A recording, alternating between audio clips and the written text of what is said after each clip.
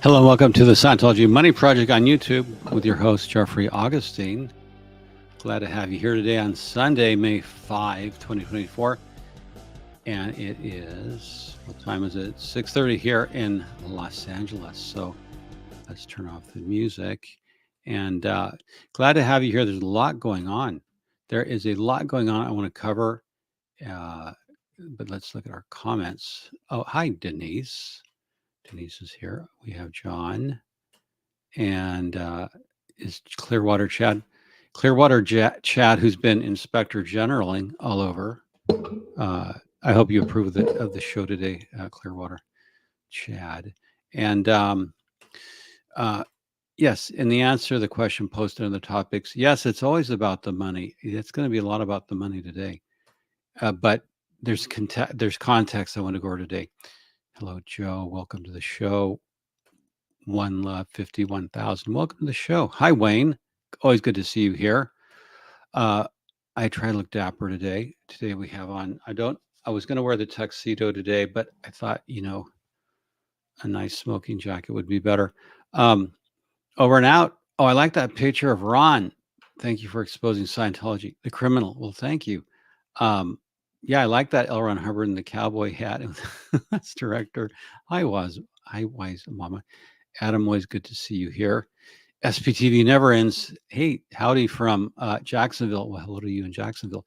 I'm going to start today with something archetypal and old world, old school, but it fits. So I just want to have it like thematically open it because there's a lot of karma going on.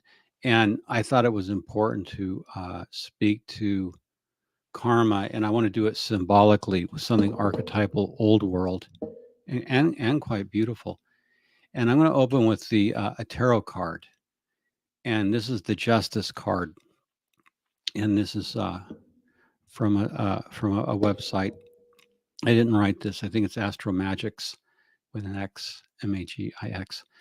The Justice card symbolizes truth, karmic justice, and law in life. And I repeated that. The sword represents impartiality. The truth will become known. And how true it is that this is a double-edged sword, and so many things in life are double-edged swords. But the sword in the tarot is the truth will become known. That means the sword will part the lies from the truth.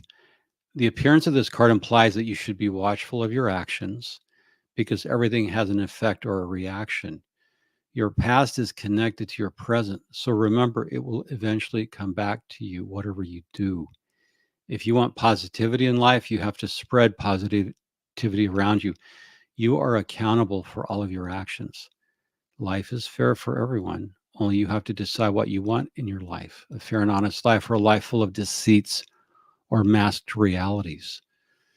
So there have been masked realities, receipts, all kinds of things going on in the community. And I think this card, I had a lot to choose from, but this is a particularly beautiful card of a priestess and of ancient Egypt and of the sword separating the truth from the lies, the honesty from the false deceits and the masked realities. So this is what I wanted to open with. And Wayne's World adds the truth is a three-edged sword. Yeah, you could say it that way. There's a lot even, but I like the idea of a sword. And this image goes to something else. Now we're going to move to something completely different. The First Amendment to the United States Constitution, because a lot of what I'm going to do tonight centers around First Amendment, but both, and the First Amendment is a two-edged sword. It's good and evil. It protects us, and yet it harms us. I'm going to explain that. It can harm a lot of people, but this is just a reminder for Civics 101 in the U.S. People outside the U.S. will help you understand why the U.S. is the way it is. I hope it helps, because not everyone understands why America is the way it is. I don't claim to completely understand. I know it's a lot about BS, lies, money, power, manipulation. So Congress is, the First Amendment basically reads, Congress shall make no law respecting an establishment of religion or prohibiting the free exercise thereof, or abridging the freedom of speech or of the press or the right of the people peaceably to assemble and to petition the government for a redress of grievances. So the three things we're going to talk about is religion, religious abuse, uh, freedom of speech, freedom of the press, and that means freedom of the internet, freedom to talk about things, and the right to peaceably assemble, to petition. And certainly in the past week, there have been widespread college protests, unlike anything seen since the late 1960s during the Vietnam era. So when we consider Scientology, second gens, third gens, never ends, whatever, the first thing we talk about in America, you have the right to practice any religion you want. You have the right to withdraw from a religion because consent belongs to the believer. You have the right to not believe in any religion and to reject all religions. So in America, unlike, say, the Iran, which is a theocratic dictatorship and a nightmarish one, say unlike Iran, where you can only believe one thing and you could possibly be executed. And there's even factions within Iran. But I'm just saying, in the United States, the government cannot interfere in religion. And what that's, in my opinion, and these are just my opinion, my platform, my channel, I look at the monotheistic religions, Judaism, Christianity, Islam, and all their variants, because there's thousands of variations. Just there's well over 1,000 different Christian churches in America. And some have subtle differences, some have big differences, some are independent, different interpretations of the Bible. So you have the right to believe in any of them, to not believe in any of them, to join any of them, but the government can't interfere. This is a bad thing in some ways. And I brought up the example before of children in the Jehovah's Witnesses. Their parents can refuse to get them life-saving blood transfusions because the Jehovah's Witnesses don't believe in blood transfusions. And that's horrific. 38 states in the United States give parents immunity from homicide charges. You could literally kill your own child in the name of God by refusing to have your child get a life-saving blood transfusion because of your religious beliefs. And in 38 states in America, you will not be charged with murder. And that's just wrong. In my opinion, that's just wrong. And yet the government is not allowed to interfere. And it goes on a state-by-state basis. So for people outside of America, we have federal law, which governs the entire country. Then we have state law. So in the 50 states and territories of the U.S., the laws can differ from state to state. And it gets confusing. But generally with religious issues, it's federal law. But not always, because some states will criminally charge. So you have to look at each specific case. And we're going to talk about Scientology. But I just want to put the First Amendment in place. We have the right to say whatever we want to say. That's freedom of speech. We have the right to protest. We have the right to freedom of press, and that includes the internet, YouTube.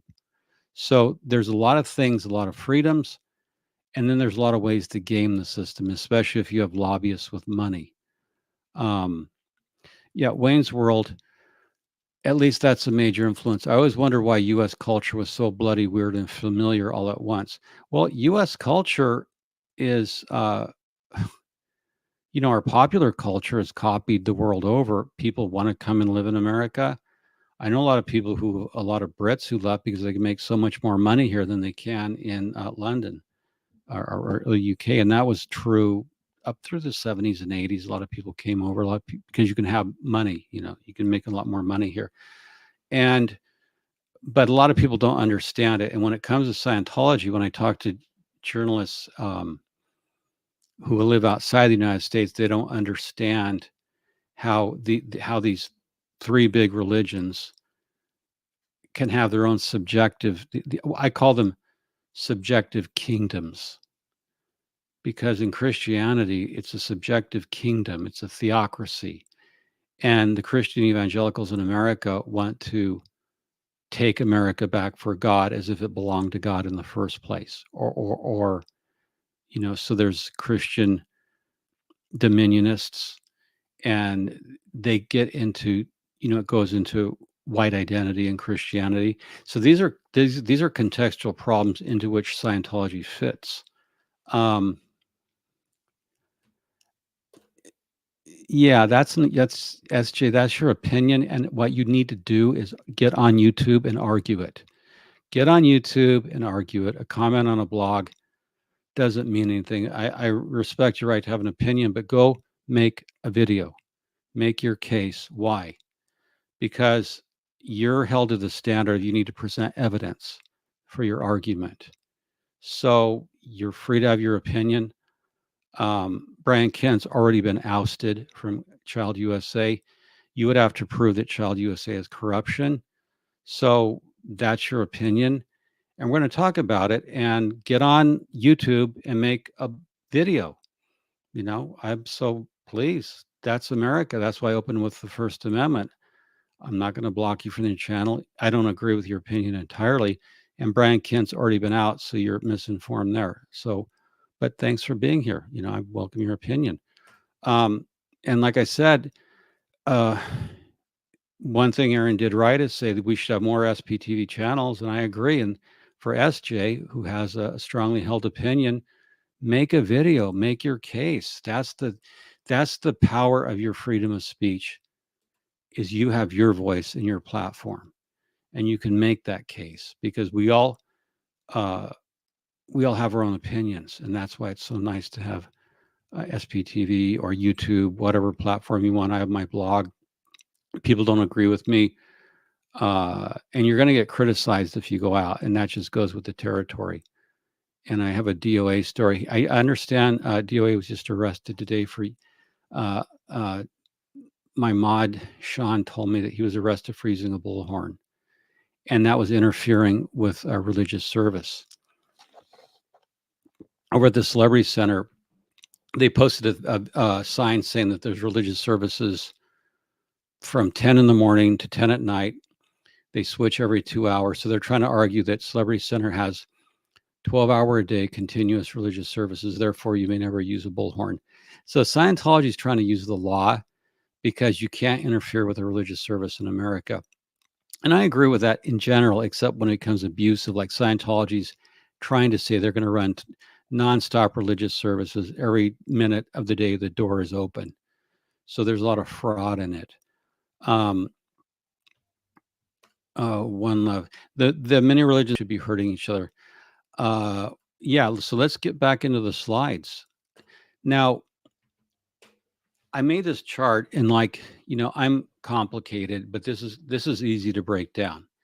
It's just 4 lines, and this is what I want to cover. And this is a chart I'm going to develop over time on my blog and in YouTube videos.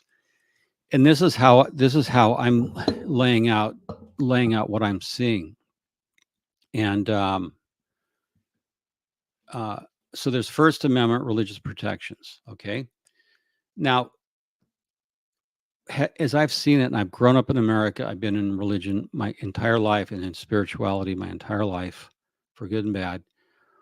So if we start with this second column in blue to the left, interfaith groups, and this is what Scientology has done and every other group, you all hang together or you hang separately. There are interfaith groups, and they act as mutual protection associations. So Scientology, the Mormons, the Southern Baptists, the Catholics, they all disagree with each other doctrinally, but they all back channel with their attorneys, have these interfaith groups. I call them religious mafias. And they scheme, among other things, to cover up crimes. They, like Scientology's infamous use of secular contract law to force people into binding arbitration.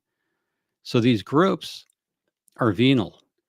Some Catholic dioceses want to file for bankruptcy so they don't have to pay judgments to the victims that the priests got. So a couple components I see. And Scientology is infamous for getting into interfaith groups and trying to say religions have rights. No, that's not the point. Religions, of course, have rights. It's in the Constitution, but they don't have the right to cover up abuses. They don't have the right to engage in essay and cover it up. They don't have the right to financially exploit their members. They don't have the right, for example, in LDS Church, the Mormons, They want young people to have 8, 10, 12 kids. So those are future tithers of 10%, future missionaries. I mean, if you look at the system and the logic, so interfaith groups means that religions hang together for common interests, some of which are perfectly legitimate, but a lot of it is how can we use American law to get even further protections? How can we get out of accountability? How can we use uh, the First Amendment to say you can't get a hold of parishioner folders or you can't get a hold of anything? And the Catholic Church fought for 20 years in here in LA uh, before it turned over to the authorities files and they had to be subpoenaed. So the second thing is the intractable reality of religious sexual abuse and insatiable greed. As long as religion has been around, it's had essay and it's had greed. And that's a component of it. Not all religion is that way. I'm not universalizing it. I'm saying these are the things that are reported. And then you also have interfaith groups in America, especially as political power blocks. This is why politicians in the US pander and cater to religious voting blocks because they can donate so much money and deliver so many votes. This is why abortion in America and overturning Roe v. Wade was such a big item on the religious right. So you can see how formidable religion is in American life. And even though we appear to be secular, never underestimate the power of religion in America. It's bigger and more powerful than secular people think, and they underestimate it at their peril. A couple of examples I want to show you. I'm going to show you the something that the U.S. government created at the behest of religious groups. We're going to share this screen, and it's going to be okay. There's actually a U.S. State Department, and this is an example of religious power, and we're getting somewhere with Scientology. The U.S. State Department has the Office of International Religious Freedom, and what they do is they will go all over. They'll cover religion in the U.S., but mostly overseas, outside the U.S., and they file complaints about persecution of religion. But it goes beyond that. This just shows that religions and the theocratic, certainly Christianity and Islam want to rule the world. So they want to use U.S. political power to assert themselves in other nations where they run into opposition. The textbook case of this was Scientology using the U.S. State Department and actually John Travolta and Tom Cruise got involved to their shame, to complain about the treatment of Scientologists in Germany.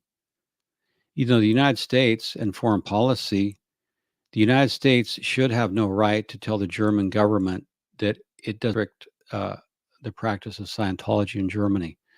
Germany should be free from U.S. political pressure to say that we think that Scientology is a cult. We think it's dangerous. In fact, we think it's worse than a cult. We think it's a threat to our government because it does have a thing. Scientology wants to take over the world, and that's very clear. That's written. That's what Hubbard wrote. So, should the U.S. give religious groups in America the right to influence U.S. foreign policy? I say no. But because of the religious voting bloc and the money and power and votes it can bring, they actually got into the State Department. They meaning religionists.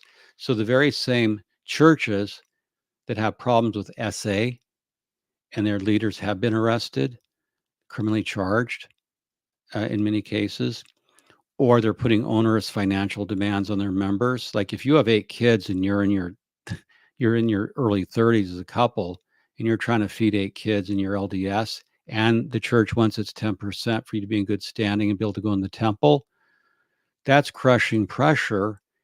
And the LDS wants those 8 kids as future missionaries to disseminate, and they want the protection of the United States uh, State Department to exert pressure in other lands.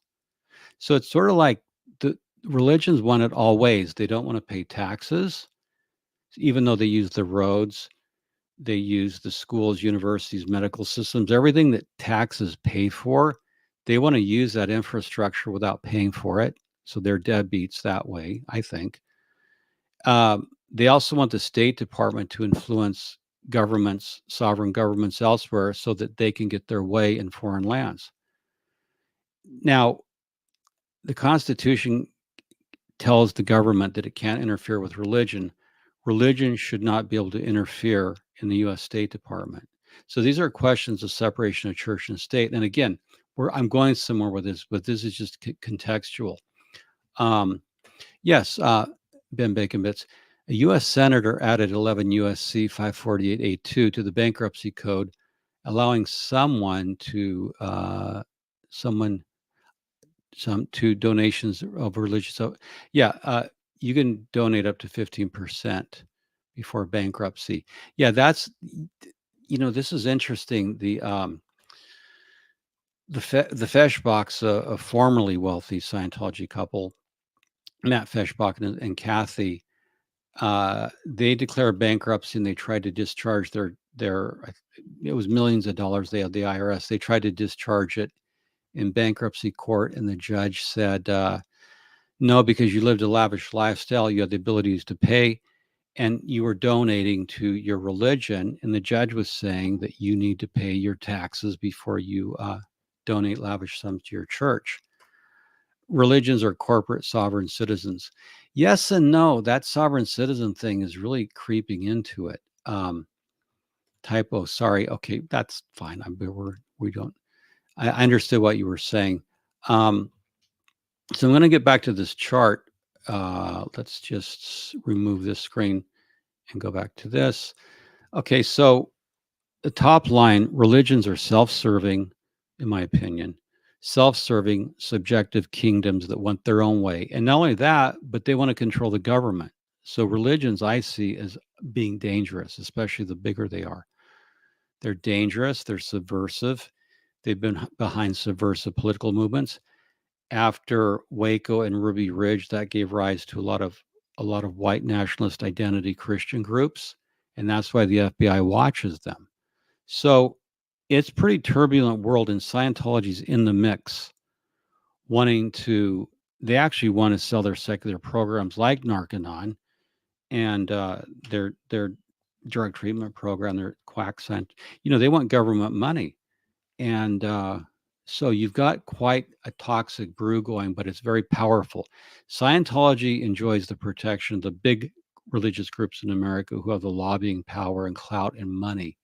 That's why Scientology needs to be part of these religious mafias that are called interfaith groups that have lobbyists in Washington that can actually affect foreign policy. And again, my one thing I want to get across to secular viewers is don't underestimate the power of religious groups in the United States. They are powerful. They put Ronald Reagan into office. They helped put Donald Trump into office. And I'm not taking political positions. If you support Trump, that is your right. If you don't, that is your right. So I'm not getting political. I'm just saying when you're can be part of a group that can put a president into the White House, that's power. That is real power to have. Now, the second line, we're going to talk about capitalism in the legal profession today. And so that's the second line. On the other side, you can see in green the media and capitalism. The media figures into the Scientology story in the second and third gens and everyone else. The media, we have free speech in America, and that's traditionally been thought of as the media, but it's changing. But the media is really, when you say that term, it's a vast expanse that goes from a genuinely good media exposing evil. That happened in Watergate with Woodward and Bernstein exposing Richard Nixon and what he was trying to do, what he broke the law. So you can have really good exposure of evil, or you can also have fake news, disinformation, and clickbait. That's why more and more people are going to YouTube and are going to the internet because they don't trust traditional media sources. Media has to make money. They're capitalist. They have editorial policies, so they have biases, and they have to make money. And traditional media is breaking down because when you can go to the internet for free, like I'm doing today, or anyone else can go on YouTube. You don't need traditional media. You can go straight to sources, eyewitnesses, and because of the things that happened in 2016 and the election there, you saw disinformation, fake news, clickbait, and so you can't always trust it. Now, the center thing is what I want to talk about today: the monetization and exploitation of religious victims. That's been a lot of what the second and third gen Scientologists have experienced. They've been monetized and exploited. Their stories have been used by law firms to make money. And I'm going to argue there's nothing wrong with that, but there can be things wrong with it. And their stories have been used by media to make money. So the second gens, these are all the forces that are acting on it. And that's why they can go to YouTube. That's why they can go to the internet. They can also use the media. They can use law firms.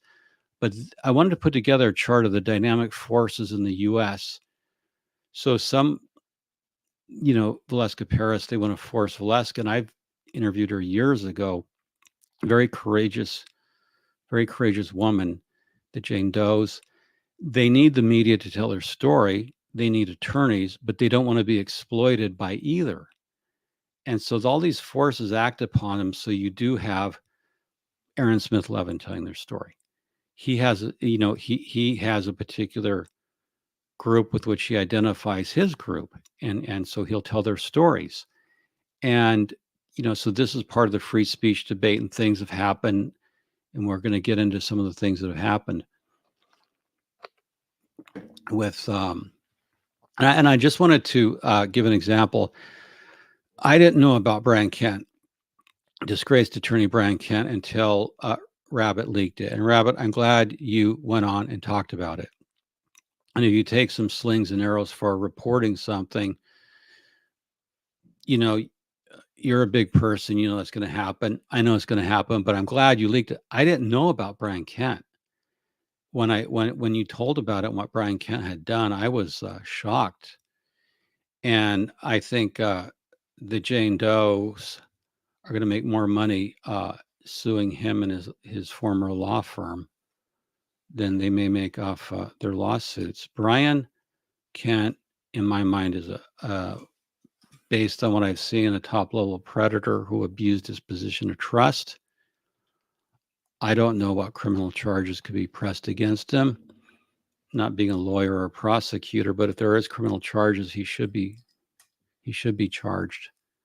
What he did, when you're in a position of trust, especially, he said that he was a victim of SA, and a lot of people trusted him, and the violation of trust is so profound that it's when you trust someone and you're an SA survivor in a religious setting, you're giving someone a lot of trust, and they violate that trust. That makes it that's horrific. So these are the forces. These are the forces that go on in a capitalist society where we have freedom of speech and religions have protections, and there's lawyers out to make money, media out to make money, sensationalism, headlines. We all know this. I'm not telling you anything new. I just put it on a chart to look at all the forces that are at play. So Child USA made a statement that they learned of a complaint filed about Brian Kent, and they used the past tense. At the time, Mr. Kent was a member of Child USA's board of directors. Now, of course, Brian had to be exited from the board. And so what I did is I began to investigate Brian Kent immediately. And I'm doing this as a blogger using my investigative skills. And I came across this Abuse Guardian. I thought, what is abuse guardian? And this says Attorney Bryant Kent Esquire investigating claims of sex abuse against Maru Taekwondo instructor Yang Ajin Yong in Phoenix, Arizona. And there's a phone number. So what do we do as internet sleuths, as investigators? Well, the first thing we're going to do is we're going to look at the phone number. Okay, so what's the phone number about? I'm going to share that on the screen. Like, what is Brian Kent up to? Let's look at his MO. So we're going to go see what that phone number is about, because that's the first thing we do is we check phone numbers. Okay, now let me just see if I can get rid of something here. I don't like that background of the desert. I don't know how that got in there. Just give me a minute. Okay, hide. Okay, there, that's better. So when we put in that phone number that Brian Kent is identified with, what's that phone number about? Abuse guardians. And if you go to that, you'll find the site is down. So it's a National Alliance of Lawyers. In other words, these are for-profit lawyers who will take cases on contingency. And look at that, abuse guardians, abuse guardians. It's basically to get people who've been victims of abuse, and it can be a lot of forms of abuse. And then I want to see legal representations for victims of sexual abuse in Canada.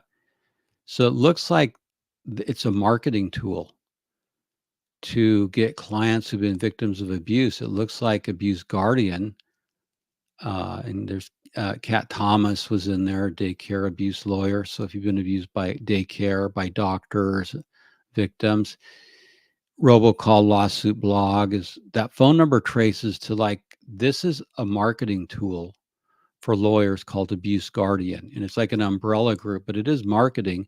I'm going to dig into Abuse Guardian. So these are just marketing, and this cuts both ways. See, this is why I opened with the sword. The reason I opened with the tarot card and the two-edged sword, the justice card, lawyers, first of all, let me say there's good lawyers and there's bad lawyers, just like anything else. Like Neil Glazer, he's an amazing lawyer. I have an enormous amount of respect for Neil. I met Brian Kent once. I can't say I just met him once in a courtroom with Marcy Hamilton at a hearing 2-3 years ago. And I gave Brian my card. I know a lot about Scientology. I said, if you need help, call me. He never called me, which is fine, He had a lot of success, but lawyers in America, you get a 4-year degree, then you have to set for your LSATs. That takes study. Let's call it 6 months. Then you go 2 years of law school. Then you set for your bar, the bar exam. The preps take at least 6 months, and it's brutal. Not everyone passes the bar. For example, John F. Kennedy Jr., I think he took his 3rd attempt before he passed the bar in New York. So lawyers have 7 years of preparation to practice law. And now I'm just giving a round number. It could be more, it could be less. You can comment on it. But they're highly trained experts. And Fat Grammy, hey, Fat Grammy, how are you? How are you? Yeah, please do like and subscribe. That helps us. That helps me help you, and you can help me, and you can comment.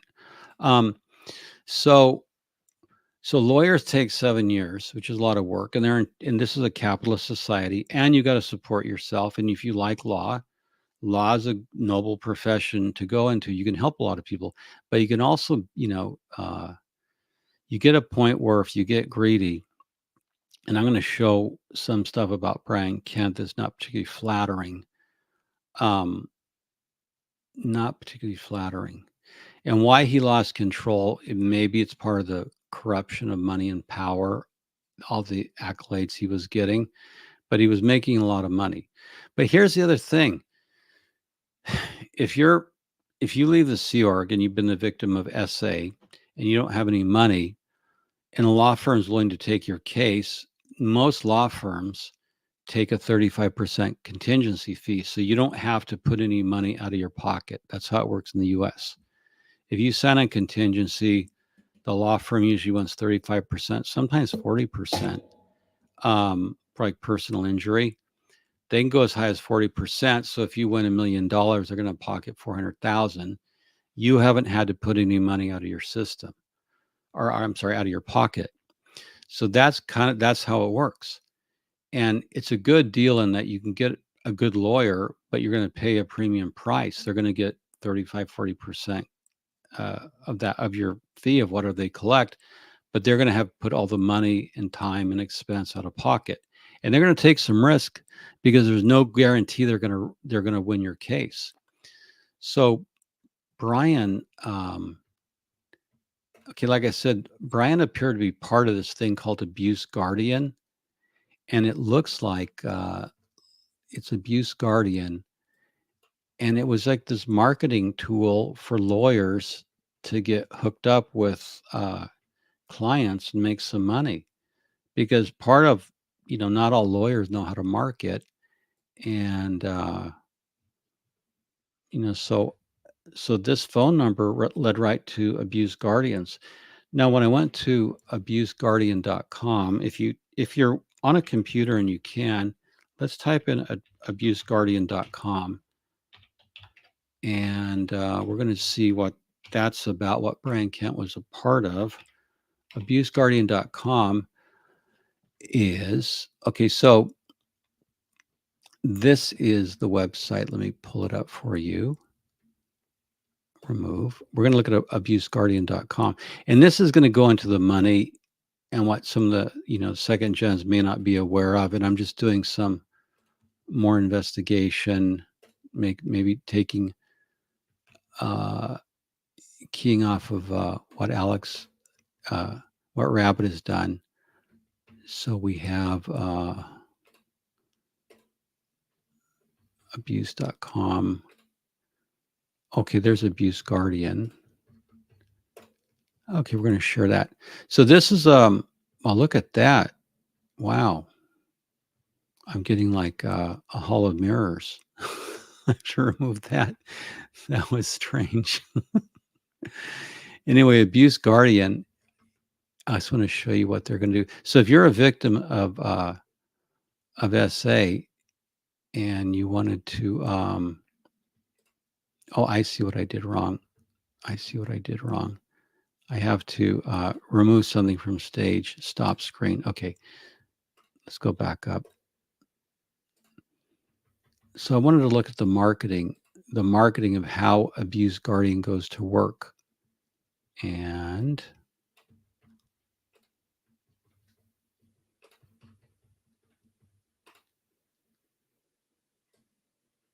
for some reason I can't pull it up. Well, Abuse Guardian is, oh, here it is. Okay. Okay, now this is marketing. This is in the US. This is how you can be exploited potentially by your lawyer.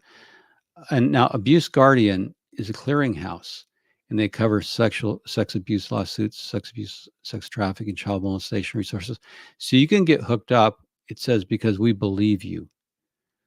So this is part of the capitalist system that can help fight religious SA.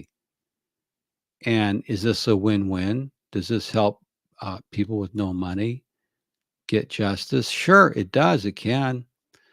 One thing I wanted to mention is there was a particular case.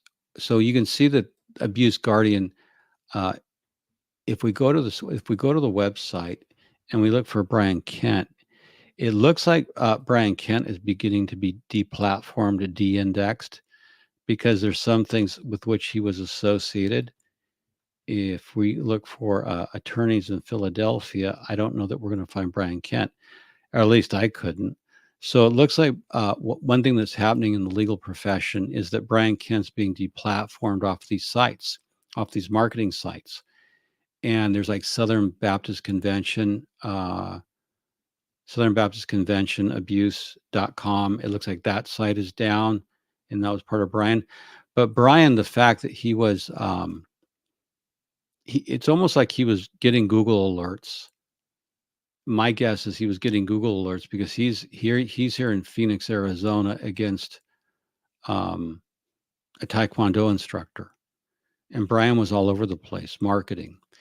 And if you look at Brian, he was extensively marketing, and it's almost like any case, whether it was Southern Baptist, LDS, Taekwondo, anything where there was abuse, it looked like Brian Kent was out to get it. Brian Kent, there was a case where he won $52 million for his victims, and that was called MMS. It was a Christian group, and $52 million. So if you break it down, he collected $52 million for about 100 victims, I believe it was, and that would be he would take 35%, let's call it. So his firm would have taken, his former firm, from which he's been exited, they would have taken $18 million, and say they had $3 million in expenses and they cleared $15 million. One case, that MMS case, Brian Kent would have put about $5 million in his pocket. So it looked like Brian Kent was making millions and millions of dollars a year. And yeah, this is the case I want to show you. Okay, let's just share this. So Brian Kent had a real profit motive, and he's working off this case.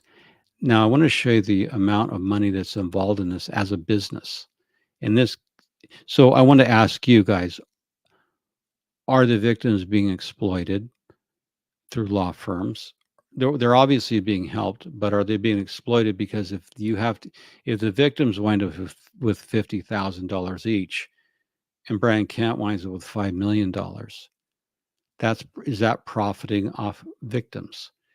And should Brian Kent be donating part of that $5 million to causes that are trying to stop Scientology arbitration, stop religious abuse through contract law? See, like, I think the lawyers who profit off victims need to donate some of that money to stop the churches to reform the laws in America. Otherwise, it's a status quo that self-perpetuates. The lawyer makes millions of dollars off victims who make a lot less money. And do these lawyers like Brian Kent have an interest in perpetuating the status quo, not reforming laws, not fighting religious arbitration that churches can use to block, SA cases? So what do lawyers who profit from victims, like second gens, or this other case I'm going to show you, what do they owe the victims? Shouldn't they be using their skills to change the laws? Or is it a self-perpetuating cycle? That's why I really want to get into it. So I'm going to show you something else that surprised me quite a bit. I'm just going to show you how much Brian Kent made. And again, he went to school. I'm not protesting it, but what does he owe to the victims?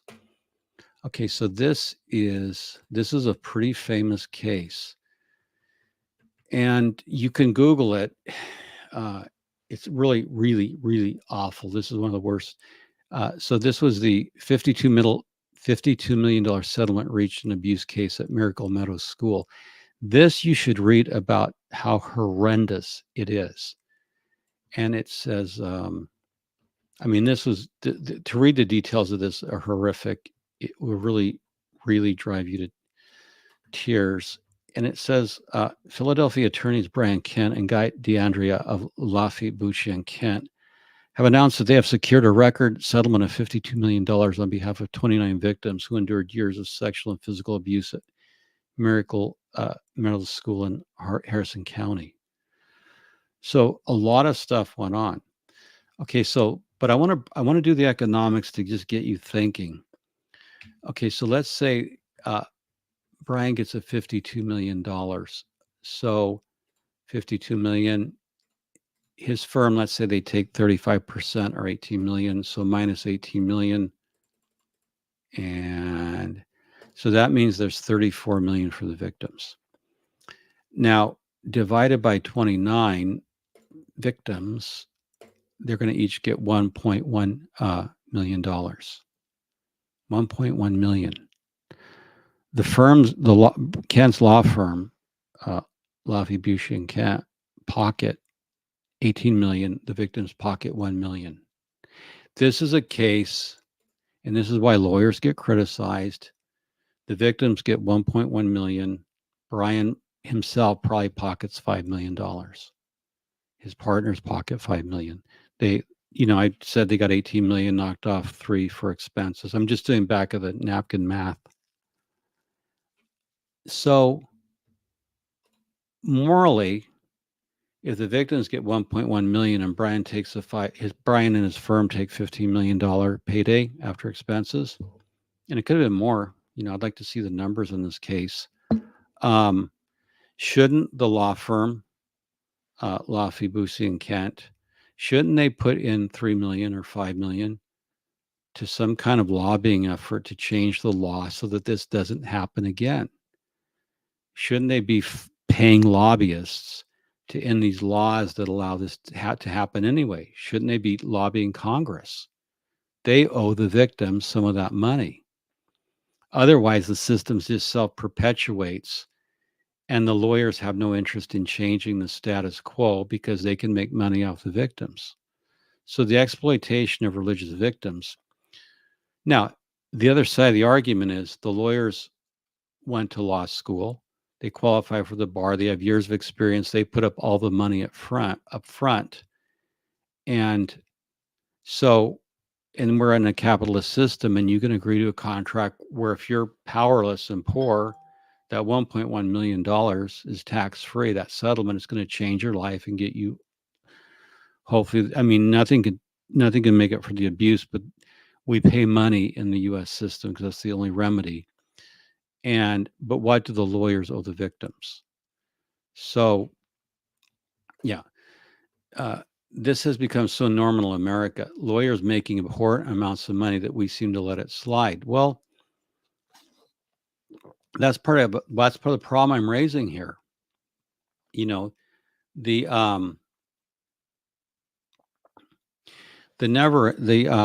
second, third gens talk about being exploited, and their stories have been exploited. And Brian Kent, I just want to bring to their attention how much money he stood to make if they got a big settlement for a class of people, and how much, like on the Miracle Meadows case, he made. And the firm I'd like to talk to Laffey, Bushey, and Kent to actually get the numbers if they have that kind of transparency. So just wanted to bring that up. So this abuse guardian, so Brian Kent was out marketing, and look, he's not alone. Law firms do this. There's actually, so we Google a phone number and we found out where that went. This is just a lawyer I picked at random. He practices in Dr. Sexual Abuse Lawyer, but he's marketing because he has to market, and he's in that same guardian abuse site. And he just, happens to be looking for clients. Yeah, and this is the point. I would love for you to find out if they made any donations for victim advocacy. I don't think they did. It's sort of like I'm asking the question, and I'd like to see if Kent's former law firm or Kent himself made any donations for victim advocacy. And that's the point I'm raising: is you can be exploited. Now this is another site, Personal Injury Mastermind. And this was Chris Schreier's group. You can look at them, and these are lawyers like sharing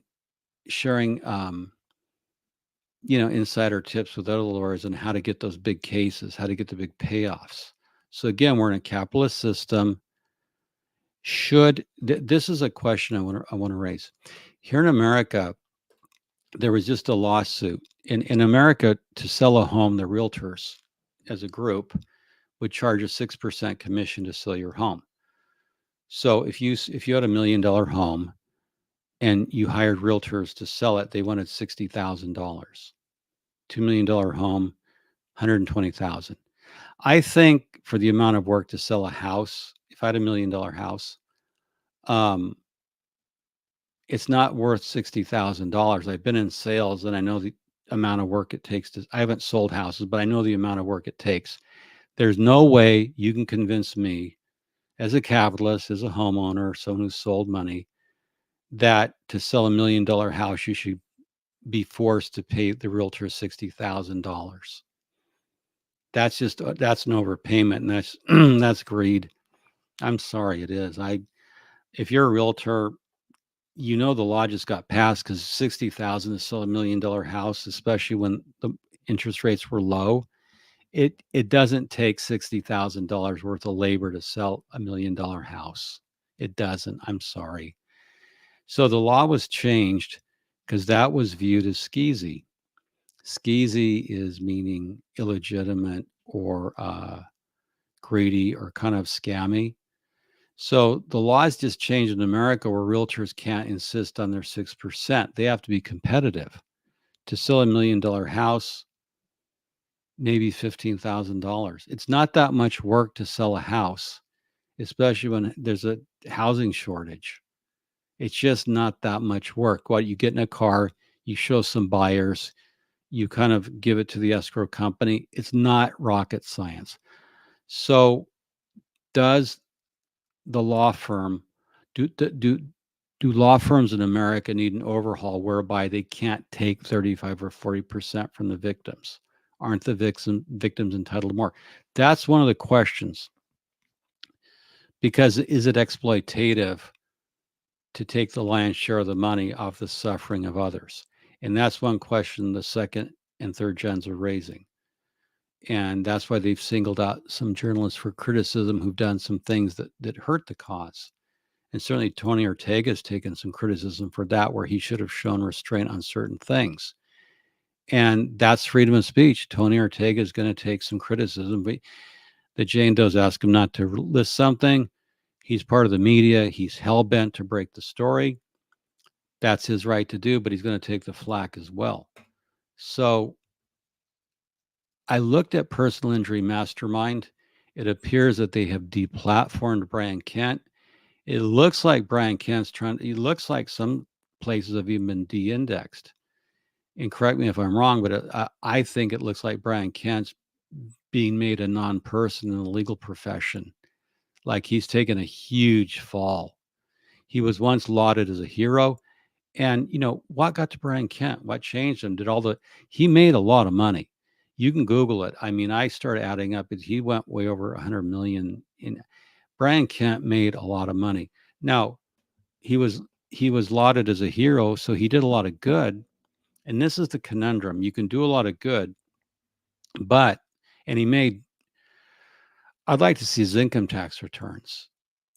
How much money he's made in his career. It's probably in the tens of millions of dollars. And yet he's lauded as a hero and he's making money. And then something somewhere goes wrong and he begins to behave inappropriately in a way that's possibly criminal. I don't know. But certainly it probably will cost him his bar license.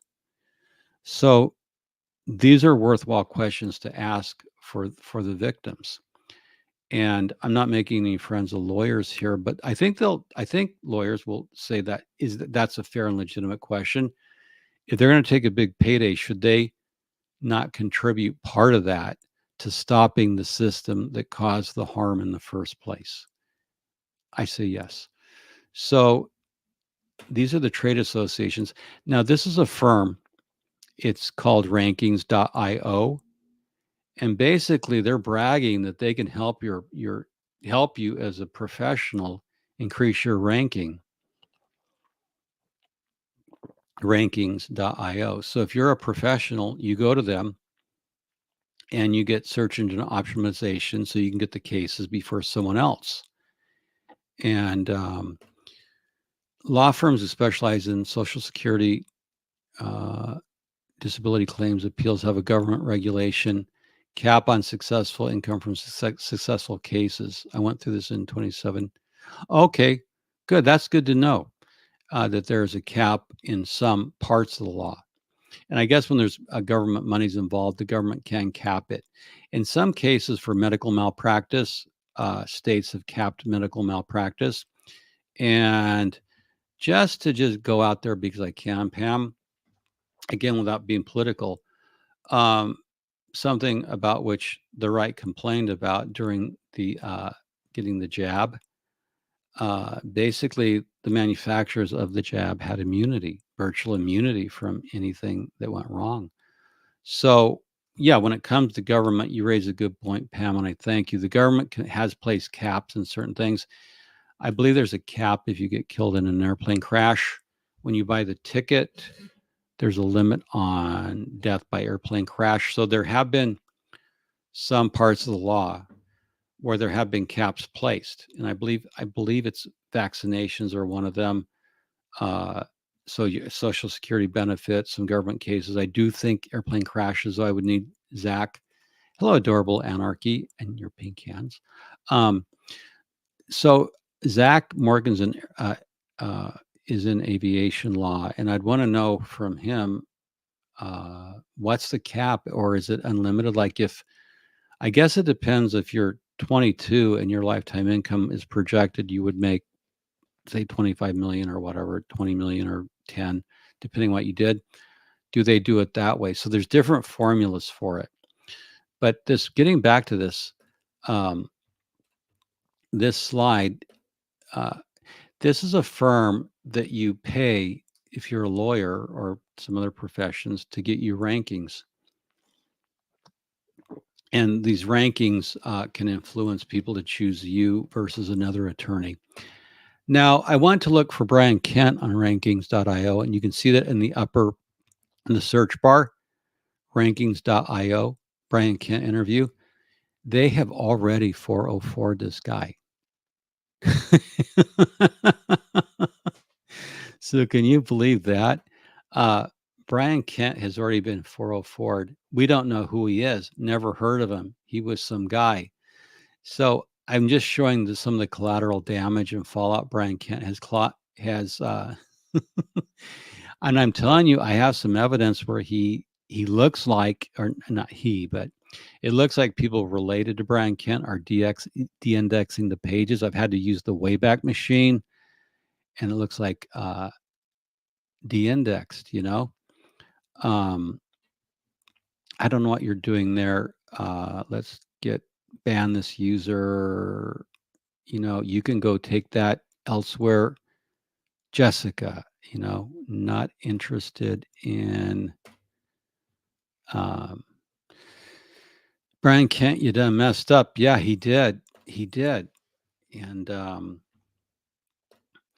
so I want to give you a case when Marty Rathbun's wife, Monique, sued David Miscavige in the church. Ray Jeffrey took the case on contingency. And then, of course, when Marty got flipped by the church, he dropped the case. He's claiming he accomplished his purposes. But the thing is, when Marty Rathbun and Monique dropped the case, that cost Ray Jeffrey about $1 million.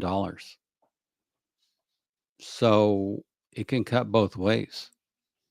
When Marty, who I think Monique actually was close to piercing the corporate veils and swearing that David Miscavige was the managing agent of the church. That's an alter ego finding. And I was in the courtroom in Como County, Texas, there in New Braunfels.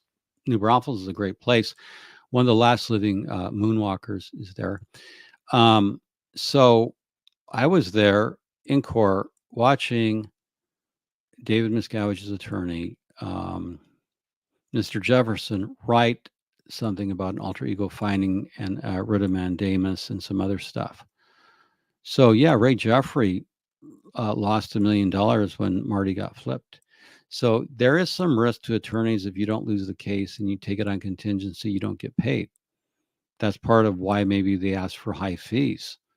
So yeah, that was it. Um, in the current climate, these are good questions to ask contextually, and I'm glad Rabbit leaked the thing on Mike Rinder uh, and Brian Kent, because no one's immune from free speech. Um, Mike Rinder's done quite a bit. Sometimes people make mistakes. This is something that they're going to have to handle online. I'm not part of that community. Uh, the only thing I did an interview with Matt Pesh, I think in 2014, where he talked about Flag Land Base and how he was funding the money, and they did that at Flag Land Base.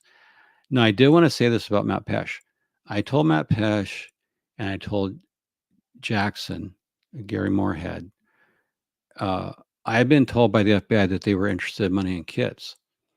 So I told Jackson, when he was talking about forced abortions, I actually got him to talk about the number of vans, the number of women, how they did it. I got very specific details down. And I did tell Jackson, and I did tell Matt, I wanted to give this to the feds to use in a possible grand jury.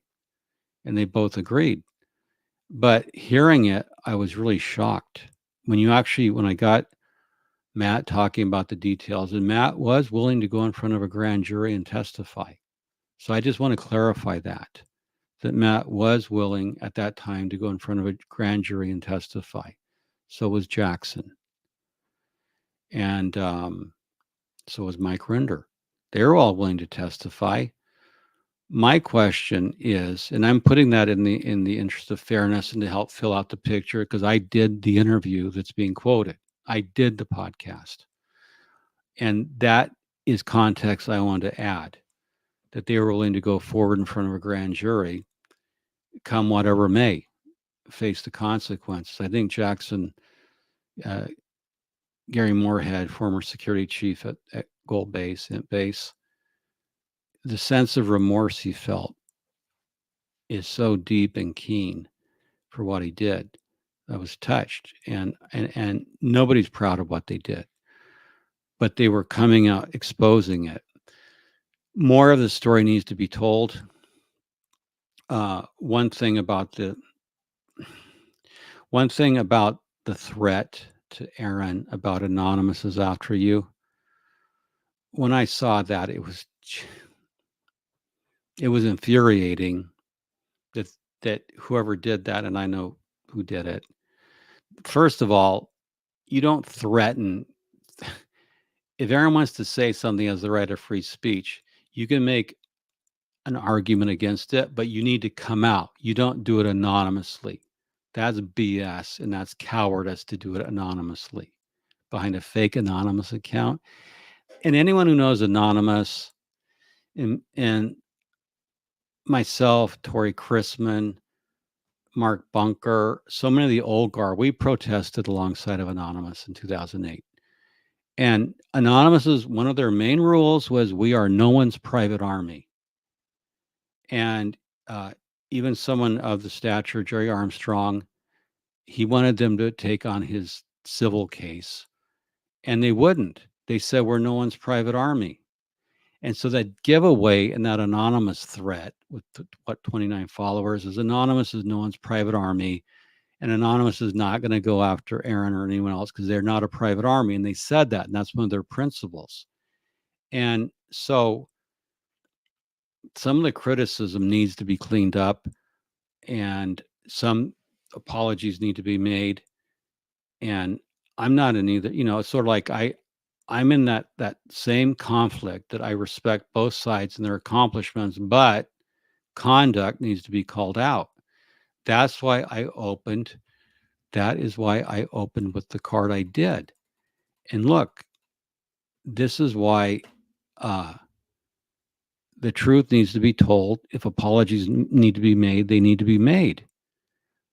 And because there is karma, the stuff you do comes back on you.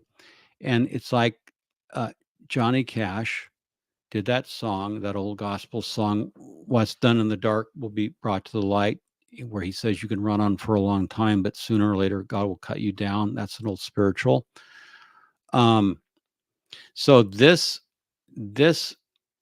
debate that's going on, the fracturing of the movement, It's inevitable. I told one of the second gens who I talked to that when Aaron got fired, and I said this before, there would be a reckoning, and this is the reckoning. Okay, there's going to be things will be revealed. So I'm in despair about it somewhat. You hate to see people fighting, but on the other hand, you also hate to see these attacks that are unwarranted and uncalled for. That's not right. That's not the way people in authority should act. And, you know, just things, I think Aaron's had his say, and I'm glad. And Rabbit did a good job. I just wanted to add some context that what I get in talking to second gens is they do feel that they've been exploited. And there's these dynamic forces at work where they have been monetized and exploited. Now they're taking back their own power. They're taking back their own voices. They're getting their attorneys. And the Jane Does were remarkably courageous in what they had to fight to get Danny Masterson put away for 30 to life. So these are all these turbulent dynamic forces that are going on. Yeah, the attacks are so disgusting. Look, Karen and I, my wife Karen and I, we've been the victim of Scientology fair game. We have been. And they said horrific things about Karen. And, but you never expect, when it comes from your own side, people you think you're friends, it's really inappropriate. And yeah, there are some apologies that need to be made, some clarification. Will fences be mended? I don't know. I'm not, I'm not a member of a board of anything. I wouldn't want to be a member of a board. So I support the work of SPTV. I use the logo because I want to be identified with that community, even though I'm not a second or third gen. You don't have to be. See, this is the nice thing. I like the idea of the foundation bringing in money, spending money to help people in whatever form of help they need. Good practical assistance. I was mentioning Brian Kent and the amount of money he was making, and then he actually behaves in an inappropriate manner. I'm raising the question: what obligation do the lawyers of victims have to stop the abuse and not change the laws so that they basically put themselves out of work on those particular types of cases? If the law were different, these things wouldn't happen. They'd become police matters immediately. They wouldn't drag on. It is heartbreaking. I'm in despair about it. And because I like everyone involved, but some of the people involved are due for criticism. And because it doesn't, just because someone has done something in the past that's great and powerful and got a lot of recognition doesn't excuse present conduct, and mistakes get made. Look, in America, apologies carry a great deal of weight. People apologizing for things. I think Aaron's been very good on, talking about what he's been going through, being transparent about it. Are you rocking a velvet jacket this evening? I am. I am rocking a velvet jacket, black tie, black shirt, because why not? Why not? Because, what was it? Billy Crystal used to do Fernando Lamas on Saturday Night Live. And he said, looking good is more important than feeling good. Though at my age, I think it's different. The irony to me is that Aftermath was started by Aaron and Luis Garcia, two men. I'm not quite sure I follow you, Pam. I know Luis and Aaron. Well, Luis, I think, is the one that started. He had quite a legal battle. Yeah, look, nobody's happy with it, but it needs to be cleaned up. People need to take it, and that's why I opened with the card of justice. Osa and chat, please don't forget to hug, like, yes, like and subscribe. Yeah, he is, and that's why I need to talk to prosecutor, lawyer type was this rise to criminal or civil? Whereas I don't have all the details. Like I said, I was glad Rabbit leaked it, talked about it. Uh, and look, all this stuff going on online, they're not camps. To me, it's all part of the same effort to end Scientology's tax exemption. And I've been trying to stay in my lane, talk about things I can talk about, because some of the people involved I don't know. And like I've met one of the Jane Does just in court to say hi, but I don't know a lot of these people, and I support them. And Brian Kent, yeah, what he did is disgusting. So I cannot imagine these people ever considering they would need to apologize. You'd be surprised what public pressure can do. I'm asking them to clean it up, but certainly, um, certainly, I've been critical of Stephanie because I know Stephanie Hutchinson, because I know her worst tendencies, and she she has some worst tendencies that she needs to correct in herself, some flaws, and it's not 2008 where flame wars used to work, or these anonymous accounts. And sure, Osa's probably in there meddling somewhere, but largely this appears to be self-inflicted, and it's sad because I admire everybody. I like everyone, but I don't like present conduct. That's all I'm saying. Does Brian not handling the case correctly from the beginning? Well, I don't know if see, this is where I'm not a lawyer. So I don't know if he handled the cases correctly or not. I can't speak to that. It's a good question, but I'm not the one to address it because I'm not an attorney. Um, no one is above reproach. No, they're not. They're not, Miss Taylor. They're not. They are no one is above reproach. And big people, there have been big people. Hi, Psych on the Rocks. There have been big people who've made apologies. And you look amazing. Thank you. Flattery will get you everywhere. Um, replaying lives. Thank you. I don't always look stylish. Some people don't like the cowboy hat. Hiya, friend. So if you have questions, I want to know if there's some way to find a loophole to allow the Jane Does and others to still file because of his negligence, even though the deadline passed. Again, I will. If you want to be an attorney, if you are an attorney and want to come on my show and talk about it, please, I invite you to. Um, so I work with attorneys as a private investigator, and I get instructions on how to develop evidence. So the attorneys with whom I work, it would be inappropriate for them to come on my show. It would be a conflict of interest. So I know a lot of attorneys. I know a lot of attorneys, top quality attorneys I work for and develop evidence on cases, and they cannot come on. Many of them would like to weigh in on Scientology, but they're not going to. It would either violate ethics or be a conflict. Due to the nature of the cases and things. So, yeah, I'd love to find an attorney who would like to come on my show and talk about some of this stuff. Um, yeah, that's my question.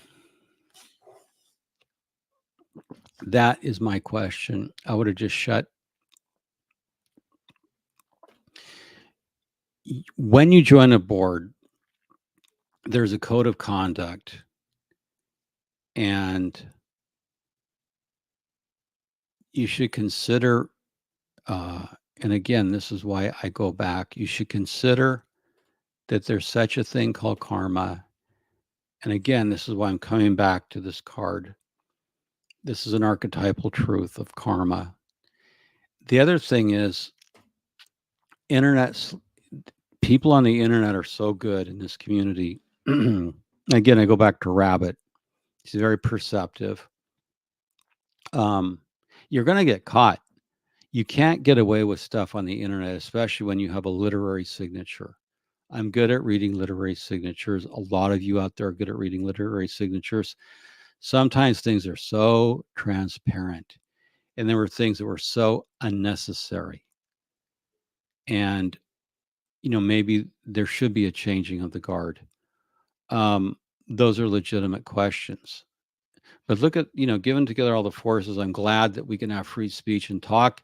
Does it get ugly and messy? Yes, free speech can be very ugly and messy, but it's free speech.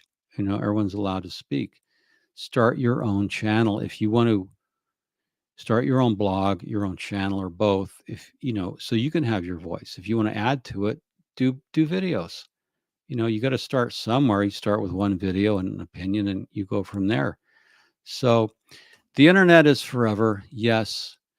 Uh, oh, thank you. Exquisitely continental. Wow. That's nice. Continental.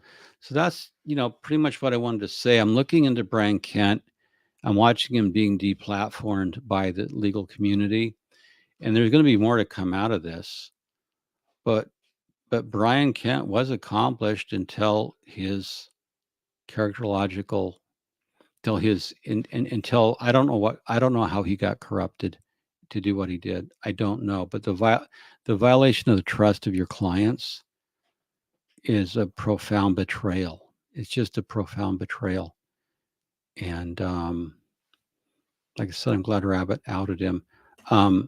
He is being erased very quickly. Well, yeah, because once you've been exposed like that, nobody wants anything to do with you professionally or personally.